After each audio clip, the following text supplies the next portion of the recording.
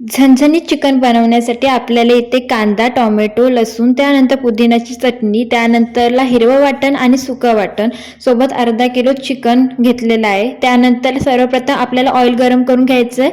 त्यानंतर त्यामध्ये गार्लिक टाकायचं आहे आणि त्यानंतरला आपल्याला ओनियन टाकायचं आहे. नंतर टोमॅटो टाकायचा आहे बारीक चिरलेला आणि ते नंतरला झाल्याच्या नंतर आपलं हिरवं वाटण टाकायचं, ज्यामध्ये कोथिंबीर, आलं, खोबरं आणि कांदा सोबत कढीपत्ता टाकलेला आहे.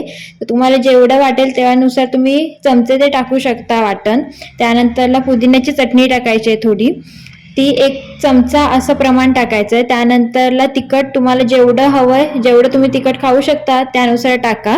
त्यानंतरला हळद टाकायचे आणि हळद टाकल्याच्या नंतरला जिरं पावडर आणि गरम मसाला टाकलाय.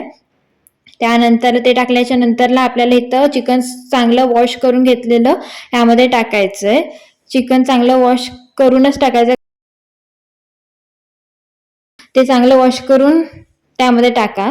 त्यानंतरला ते चांगलं मिक्स करून घ्या, त्याचं वाटण त्याला लागू दे. त्यानंतर त्यामध्ये ताट ठेवायचंय आणि वरती असं पाणी ठेवायचं, म्हणजे ते आतून चांगलं शिजलं जातं आणि त्याला मसाले चांगले लागतात. आणि ते छान असं शिजल्याच्या नंतरला आपल्याला सुकं वाटण टाकायचं, ज्यामध्ये कढीपत्ता होता, त्या सुकं खोबरं होतं आणि सोबत कांदा होता. आणि आपण ते वाटण जेवढं आपल्याला हवंय तेवढं आपण टाकू शकतो. इथे मी 2 चमचे टाकलेला आहे. त्यानंतरला ते छान परतून घ्यायचं आणि त्यानंतर त्यामध्ये मीठ टाकायचं, चवीनुसार मीठ टाकायचं. आधी थोडं टाका, म्हणजे तुम्हाला टेस्ट घ्या आणि नंतर तुम्हाला समजेल.